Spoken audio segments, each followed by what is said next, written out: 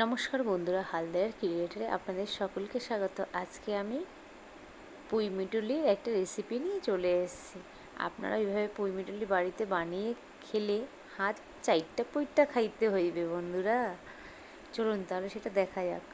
আমি এখানে কড়াইতে তেল দিয়েছি, তেলটা গরম হয়ে গেছে। আমি এখানে কতগুলো চিংড়ি মাছ ছেড়ে দিলাম, একটু পরিমাণ মতো হলুদ দিলাম আর পরিমাণ মতো নুন দিয়ে ভালোভাবে এটাকে চিংড়ি মাছটাকে ভেজে আমি আলাদা করে তুলে রাখবো। আর এই ভাজা চিংড়ি মাছটা আমি পুঁই মিটুলি হওয়ার কিছুক্ষণ আগে দিয়ে ভালো করে নেড়ে চেড়ে তুলে নেব। এটা আপনারা কোনো তরকারি করলে তার মধ্যেও এই টিপসটা অ্যাপ্লাই করতে পারেন, তাহলে চিংড়ি মাছের যে একটা গন্ধ, সেই গন্ধটা থেকে যায়, ভালো লাগে বেশ। এবার আমি যে তেলটা রয়েছে চিংড়ি মাছ ভাজার, এই তেলটার মধ্যেই দুটো পেঁয়াজ কুচি দিয়ে দেবো।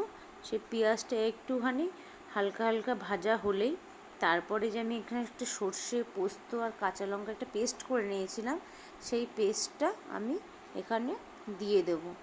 পেঁয়াজটা একটু ভাজা ভাজা হলেই তারপরে আমি পেস্টটা দিয়ে খানিকক্ষণ নাড়াচাড়া করলে তারপরে পুঁই মিটুলিগুলো আমি দিয়ে দেবো। দেখুন পেঁয়াজটা দিয়ে দিয়েছি, একটুখানি নাড়াচাড়া করলাম, নাড়াচাড়া করে এবার আমি পেস্টটা ঢেলে দিলাম।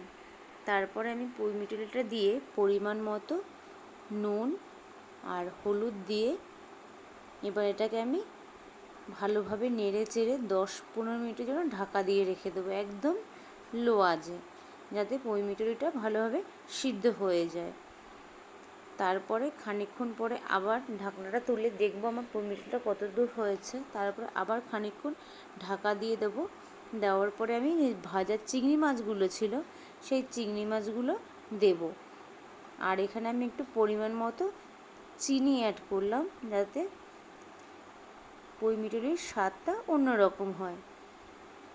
এবার আমার দেখুন প্রায় পুঁই মিটুলিটা হয়ে এসছে।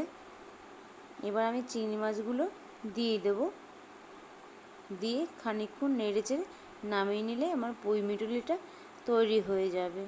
আর আজকের জন্য আমার ভিডিওটা এইটুখানিই রইল। নতুন ভিডিও পাওয়ার জন্য অপেক্ষা করুন। হালদার ক্রিয়েটকে সবাই সাবস্ক্রাইব করবেন, লাইক, কমেন্ট, শেয়ার অবশ্যই করবেন। আর আমার এই রেসিপিটা অবশ্যই বাড়িতে ট্রাই করবেন আর খেয়ে বলবেন আপনাদের কাছে কেমন লেগেছে। Tata, bye bye.